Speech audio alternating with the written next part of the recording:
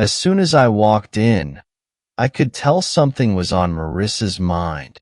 She gave me a big kiss from the kitchen. She seemed a bit flushed and avoided looking me in the eye throughout dinner.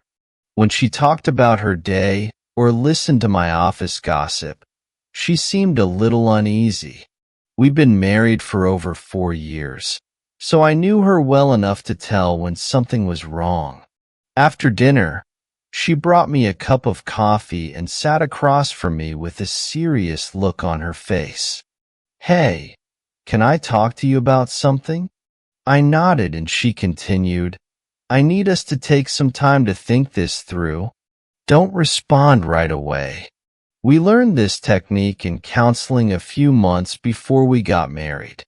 Marissa and I were both quick to react and sometimes got into heated arguments during our passionate courtship. We realized we needed some help to make our relationship work. Dan Ellman taught us to take a moment when we were angry to sit back, think for a few moments, and avoid responding impulsively with anger. Sometimes it was just a few minutes to think it over. Sometimes, one of us would wait until the next day to respond. He also taught us to ask ourselves when we were angry what's more important, the thing you're fighting about right now or the person you care about so much. Needless to say, we both knew the answer. It might sound a bit cheesy, but these techniques had helped us a lot. So I said, "Okay, Mayor, tell me what's on your mind and I'll think before I say anything." She leaned forward and took my hand. "Firstly, Simon, this is the most important thing. Don't ever forget this. I love you more than I've ever loved anyone. I love being your wife, and I'll always be here for you." That sounded a bit worrying, but she carried on. "I've been thinking about this stuff, and I've been feeling it too. I'm not sure how to proceed. I've been feeling a bit frustrated about our sex life, and I think you have too. Just a second. I'm sorry, Simon." She spoke in a firm, clear voice. "You said this wouldn't be easy, but please sit and listen and give me a chance." "Sorry, you're right. I'll be quiet." "Honey," she said more quietly, "I know a lot of this is my fault. I know I don't always respond as openly or receptively as you'd like. I kept my mouth shut, but I could have done better. I love Marissa and I never regretted marrying her. However, I was disappointed in her lack of interest in sex. She only wanted to have sex about once every 10 days, and I had to work hard to get her up to once a week. She was also pretty vanilla. I got blue balls twice a year on our anniversary and my birthday, but she did it reluctantly and made me feel guilty about it. She was similarly reluctant to engage in oral sex with me at least 3 times a week. However, she either outright refused or made me feel like I was somewhat perverted for doing it. She never let me go on long enough to get her to climax, and then she never let me kiss her afterwards, saying it was gross. Take a look at any happily married man or unhappy one, and you'll see what I mean. It's not just about the sex. I love my life with Marissa.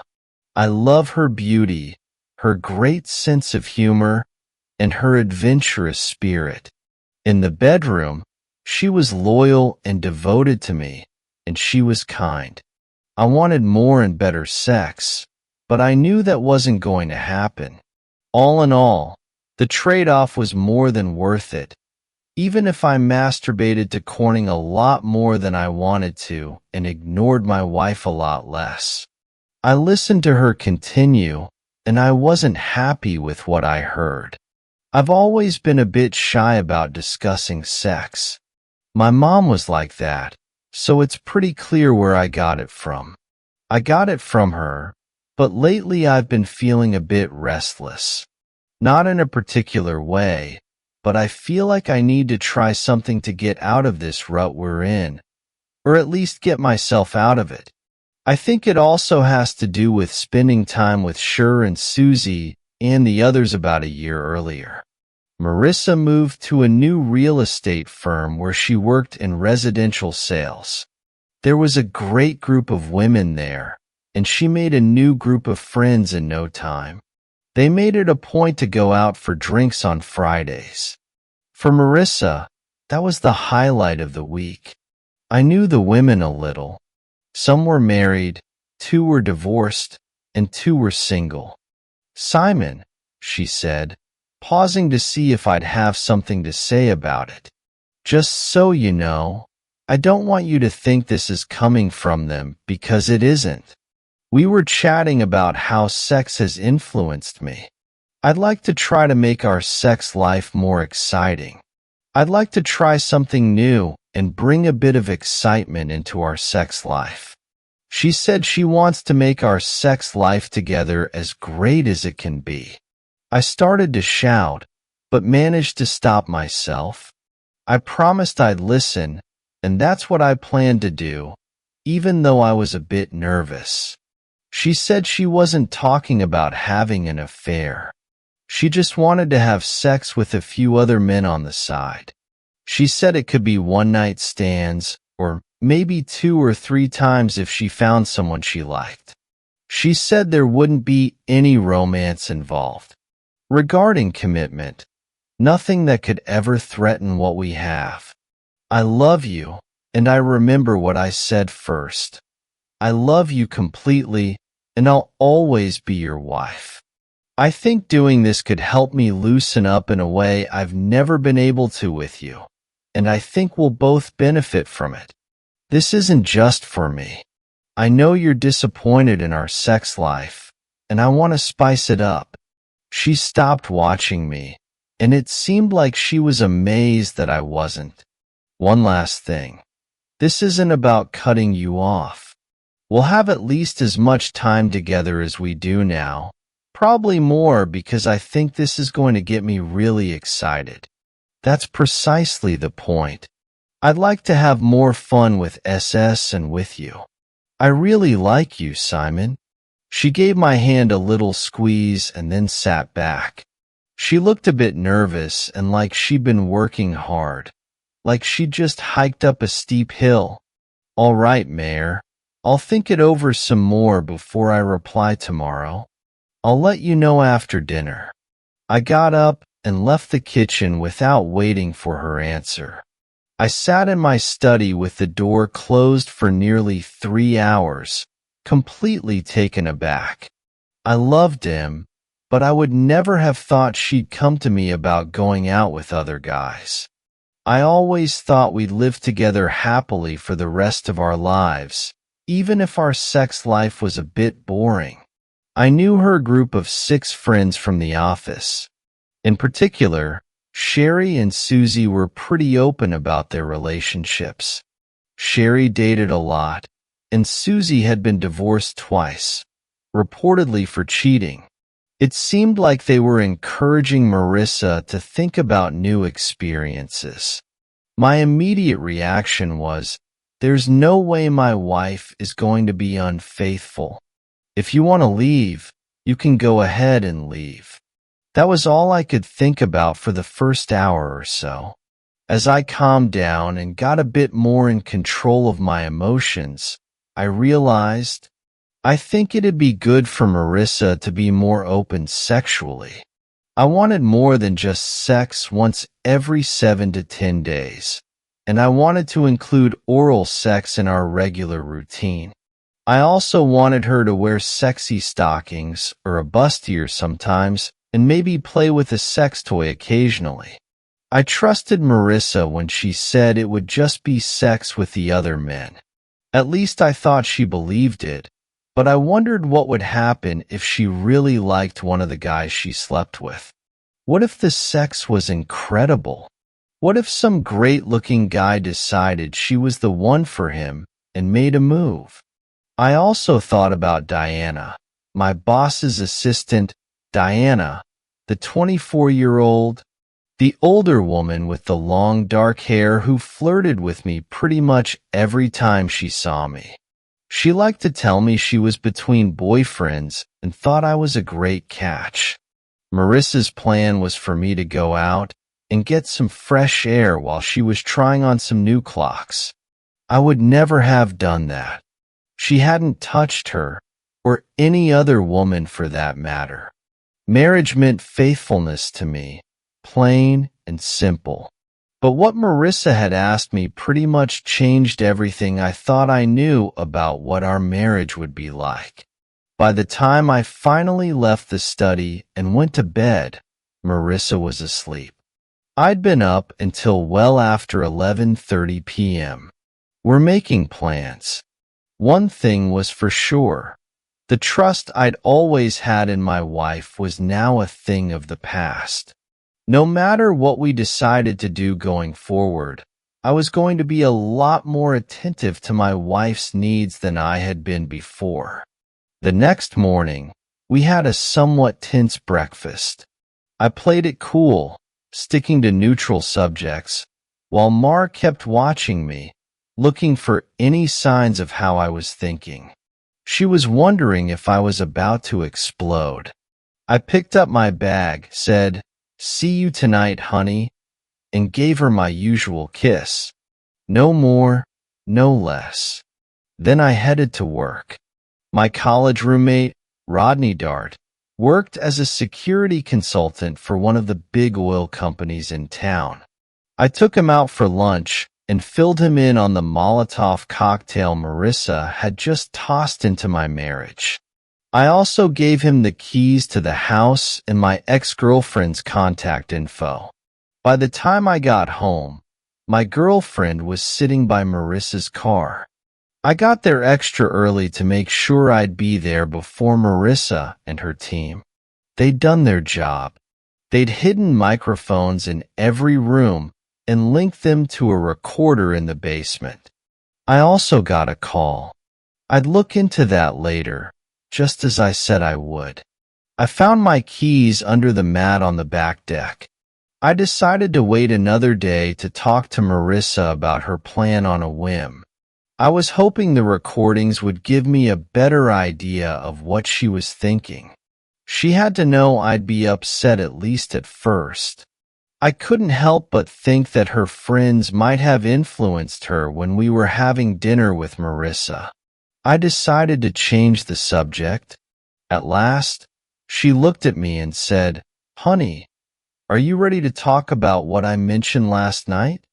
"You were right to bring up the thinking game," I replied. "I'm not quite ready to discuss it yet. It was a bit of a shock, and I'd rather not say anything I'll regret." She came over to me and sat on my lap, putting her arms around me. "I get it, but I want you to always remember the most important thing." I gave her a smile and a kiss. "I know you have feelings for me. You love me, right?" She let out a little laugh, and she kissed me back, saying, "You and only you. We're in this together from now on. Let's go, and don't forget to smile." She grabbed my hand and led me into the bedroom, sat me down on the side of the bed, and started removing my clothes. She paused for a moment to give me a few loving kisses. The sex that followed was a little less vanilla than usual. Without me asking, Marissa got down on her knees between my legs and gave me a blowjob for several minutes, taking her time more than ever before.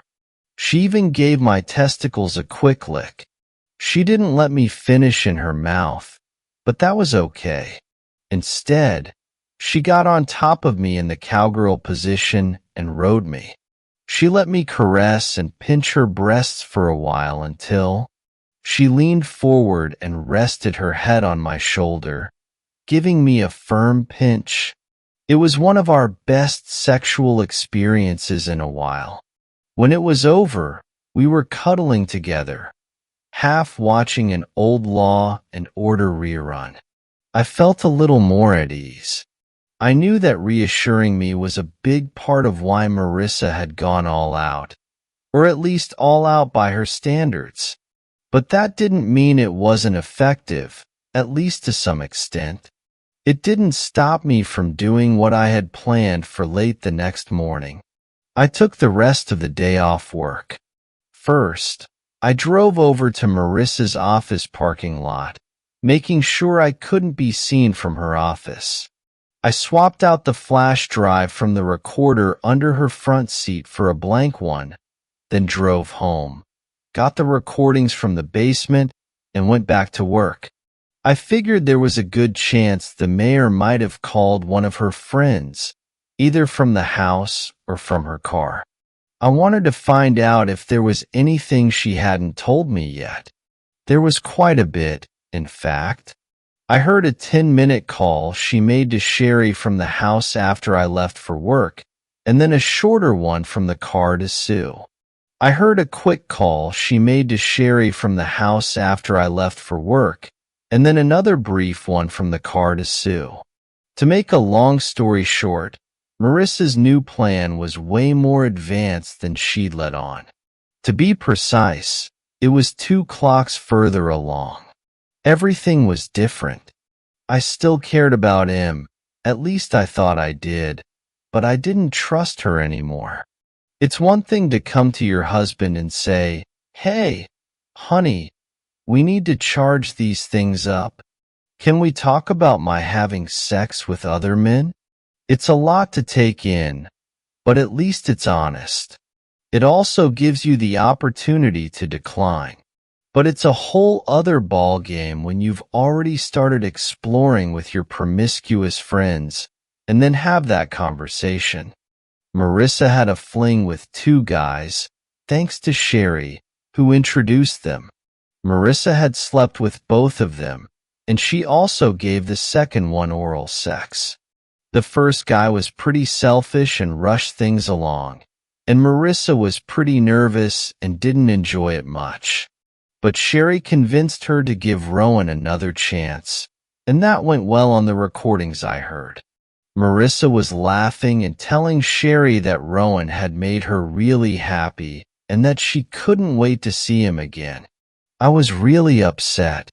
I spent the afternoon in my office with the door closed, ignoring calls and messages, occasionally cursing, thinking hard. I knew I could just cut the guy loose. I had the recordings, so a divorce would be simple. The issue was that I wasn't sure what I wanted. I was so shocked that I couldn't think straight. I just wanted to give my wife a bit of a fright. She was still my wife, and I still loved her. But she'd been let down by some friends who made some pretty bad choices. When it came to relationships, I decided to take it one step at a time. I didn't have to figure out what I was going to do with my life in the next year, or even the next 10 years. I just had to figure out what I was going to tell Marissa at dinner. I decided to put my frustration aside for now. I tried to be patient and think things through to see what I could find out. I was going to do my best Gautam acting. I left work a little early and surprised her at home with takeout Chinese, which was her favorite. I'd set the table with the napkins she liked and put out beer glasses, etc. I did everything I could to create a warm, loving atmosphere. She thanked me with a big kiss and a hug, and we enjoyed the dinner, smiling and holding hands a lot. I'm sure she was wondering what I'd have to say, but she was feeling good about the signal she was getting. Once we'd cleaned up in the kitchen, we sat down on the couch to have a chat. "Okay," she said with a smile. "Simon, thanks for understanding. I know I must have surprised you the other night, maybe even worried you a bit." She leaned forward, but I interrupted. "I know, sweetheart. You'll love me, and you'll never leave me." She nodded and leaned over to kiss me. She went in for a kiss on the neck, then sat back, looking happy and relaxed. maybe even a little smug. Okay, I said. I have a lot of questions, as you can imagine. I've been thinking about this a lot. So, first, is this just an experiment for you? Or can I go out and have sex with other women? There was a long, awkward silence. May looked a little uncomfortable. I was surprised this hadn't crossed her mind, but she seemed totally taken aback. I'm not sure. I suppose She leaned forward, looking serious. I thought I needed to do some exploring to loosen up and open up sexually so I'd be a better lover for you. We both know I'm the more reserved one. This was certainly true, but is that really fair? I suggested she stay at home or go bowling, or whatever, while you're out having sex with other men. Is it fair that I get less sex while you get more, plus the fun of trying out some new things? But Simon, she said, you'll also get more sex, which I'm sure will help to relieve your frustration. I promise this will really get me going, and I'll want us to have sex a lot more often. I gave a little smile, as if this were just a friendly conversation, but it would still be you getting more than me, right? I'd still be the primary sex partner, but you'd also get laid 2 or 3 extra times a week. No, it wouldn't be that often. I don't think you're focusing on the point. Simon, the thing is, I need to be more open sexually, but you're not doing that with me. I see your point, Mayor. Let's try a different approach. I can tell you're getting upset, so let's put this on hold for now and come back to it when you're calmer. She took a deep breath and gave a little nod. Yes, I apologize. I was really patient the other night. I'll try to stay calm. Can I ask a few more questions? I get that this isn't going to be easy. You mentioned that the other guys were just looking for sex, maybe once or twice each. You said they wouldn't be a threat to us or our marriage. I still have some concerns, though. What if you meet someone and there's a connection? What if he's really good in bed? Is he better than me? Her eyes got big when she heard me say the same words she'd used to describe the ring to her friend. Sure. Honey, it's not going to be like that. I promise you. I love the way we make love, and I don't think that's going to change. Even if another guy is good in bed, it'll still just be sex. What if he's really good at it? What if he gives you more pleasure than I've ever managed, and you have more orgasms than I've ever seen? No, Simon, she said, trying to regain her composure. I absolutely won't see anyone else more than a few times. The other day it was just once or maybe twice. How many times is a few? 6 or maybe 10. Can I count on you on this one? I love you, and I'm not going to let anything get in the way of that. Okay, speaking of trust, as you can imagine, I've had to rethink my trust in you as a result of all this. Even though I love you, you're still my wife. I need to be able to trust you. It's got to be straightforward and above board, no ifs or buts. Otherwise, we don't have a marriage, or at least not one that I'm happy with. All right, let's get started. If I go for this, can I count on you to be totally honest with me? She gave a big, warm smile. This was an easy one, and I could see her relax. Yes, absolutely. Absolutely. You won't cheat on me. You won't have any secret meetings with other men. Absolutely not. You'll be completely open with me and tell me everything. Simon. All right, then. I sat back and gave it some thought. Then I said, I just asked you all those questions in the future tense. What about in the past and present? Have you been completely honest with me so far? Have you been intimate with any men on the side?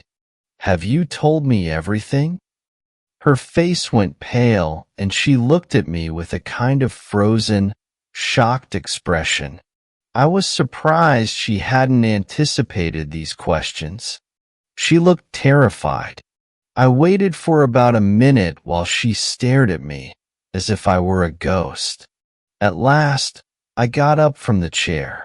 "Well, I think I have my answer." It wasn't the answer I was hoping for. But I was almost out of the room when I heard her cry out behind me, "No, Simon, please don't go. Let me explain."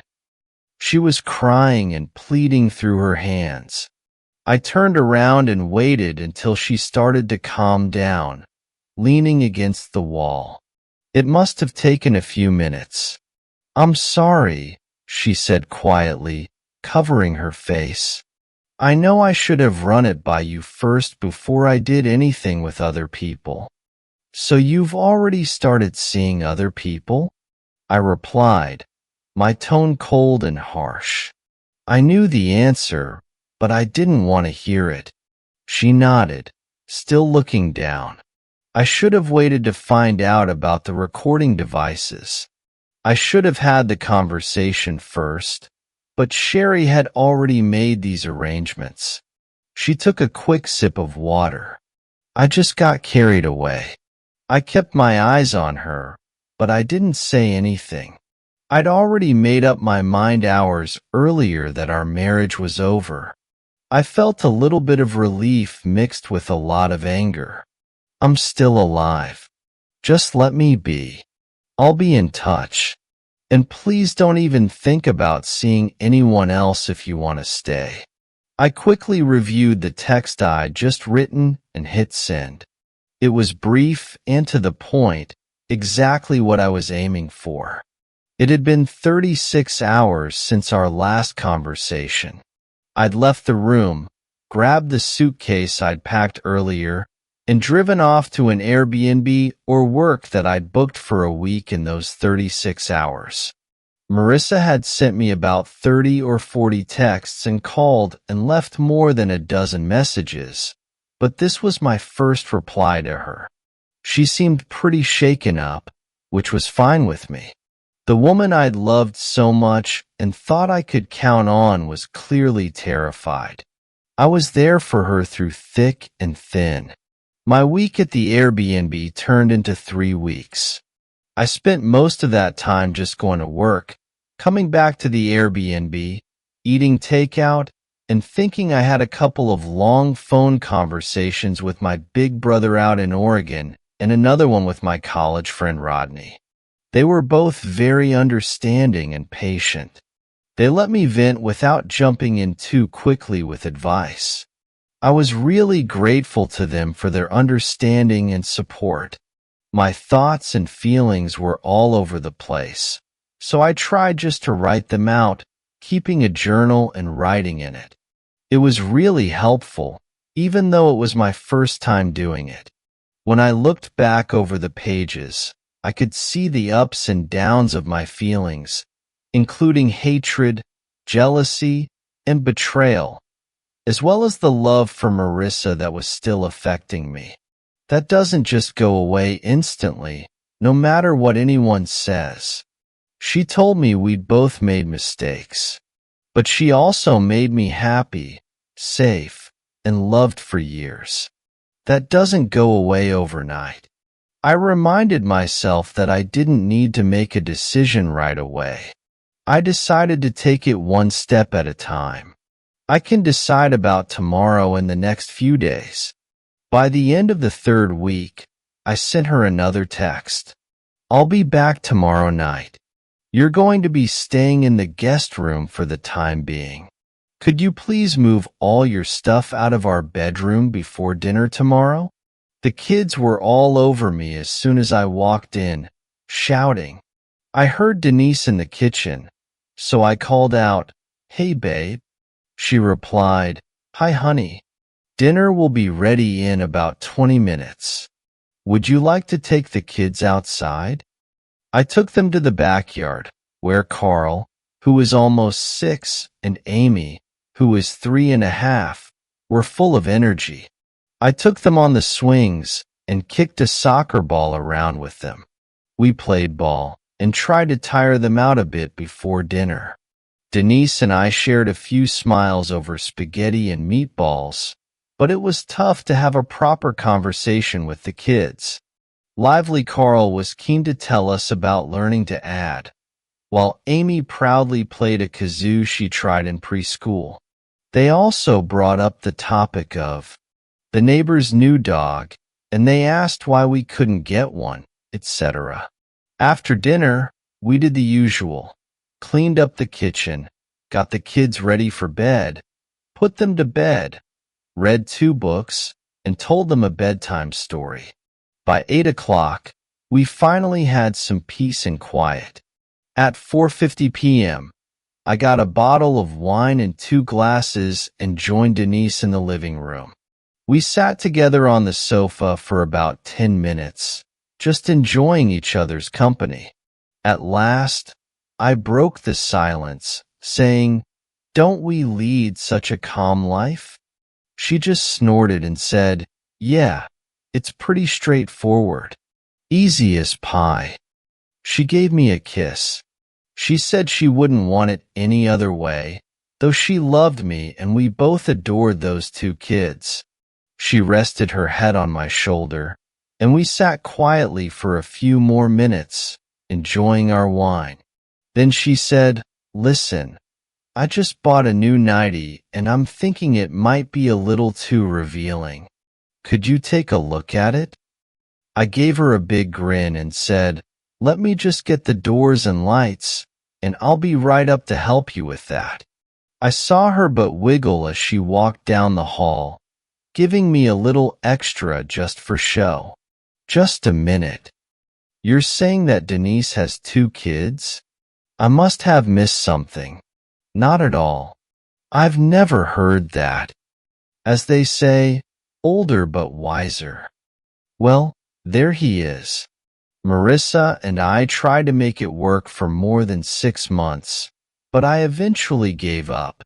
We went back to see Dan Alman, the counselor we'd seen before. We talked about a lot of things, including what Marissa had done, her desire to expand her sexual experience, and how she'd fallen a bit too easily. Thanks to Sherry, we had some long conversations. I listened carefully, but I wasn't completely at ease. I wasn't sure if I could trust her. We did have sex on occasion, but it wasn't very good. I felt angry and unsafe. I was so upset with her that I couldn't even talk to her. We tried to keep up the pretense, but even our friends could see something was off. By the time we reached session 30, we were meeting twice a week. I just lost it. My apologies. I've had enough. I think it's time for me to talk. Marissa looked at me, cutting me off in the middle of my 11th attempt to get her to understand what I needed from her. "I think I've had enough. I think we're done," Marissa gasped. But Dan just looked at me without saying anything. "I think he saw this coming for a while. You went out and slept with a couple of guys because you wanted to. You even came up with some excuse to make it seem okay. You talked about opening up our sex life and being a better wife for me, but you didn't think about what it might mean for our marriage. You didn't even tell me that you weren't living up to the commitment you made to me. The commitment you made to me." She was crying and tried to interrupt. "I need a wife who's not going to prioritize her own needs and desires over my feelings. I'm sorry, but I don't think you'll ever be able to be that kind of wife for me." I glanced over at Dan and said, "Dan, I'd be happy to come in for a couple more sessions if you think that would be helpful for Marissa and me to work through the breakup. I'm going to file for divorce." I glanced back at Marissa, who was crying and looking at me, saying, "Sorry, Mayor." I got up and left the office. We did have a few more sessions, including one I had with Dan on my own. I told him, in no uncertain terms, that in hindsight, Marissa just seemed a bit emotionally immature. I got the impression that he was being a bit malicious. It seemed like he couldn't see beyond what he wanted. I was surprised he agreed with me right away. "I wish it were different, Simon, but I think you're right. She's almost 30, but in some ways, she acts and thinks like a college student. When I see her on her own, I'll be straight with her." I told her that she needs to mature a bit and gain a better understanding of herself before she gets into another serious relationship. I think Dan Ellman was lucky because he was able to get through to her, or at least enough that she stopped fighting me and let the divorce go through. I went through what I think of as the classic post-divorce phase for just over a year. I was able to recover from the divorce. I took some time to relax, had a few too many drinks, and even brewed a little too much. Then I made a change, started working out again, and had some one-night stands.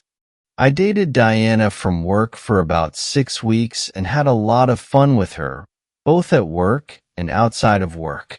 However, we both knew it was never going to be anything more than a casual fling. One Saturday in January, I woke up and was surprised by my own state of mind.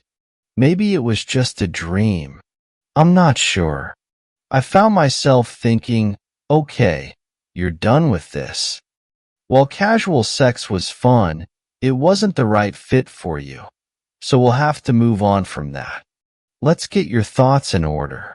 Figure out what makes you happy and go for it. I decided to focus on a simple goal for now.